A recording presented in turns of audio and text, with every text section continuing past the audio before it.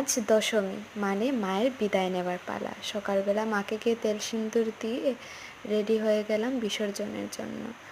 আর এই যে মা ওরা তেল সিঁদুর খেলছে, তারপর একটু ধামাইল দেওয়া হলো, নাচানাচি করা হলো। আর এই নাচ গান করেই মাকে ঘর থেকে বের করে আমরা নিয়ে গেলাম বিসর্জন ঘাটের দিকে।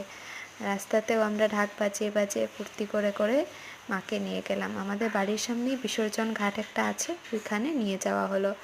সবাই নাচ গান করছে মাকে আনন্দের সাথে বিদায় করার জন্য। তারপর শেষমেশ মাকে বিসর্জন দেওয়া হলো। আর এই সিনটা দেখে মনটা ভীষণ খারাপ হলো। এসে শান্তির জল নিয়ে ফল প্রসাদ খেয়ে সবাই স্নান টান করে ফ্রেশ হয়ে বসলাম, একটু গল্প করলাম। তারপর রাতের খাবার খেয়ে একসাথে সবাই আজকে আবার ফ্ল্যাট বিছানা করে ঘুমিয়ে পড়লাম।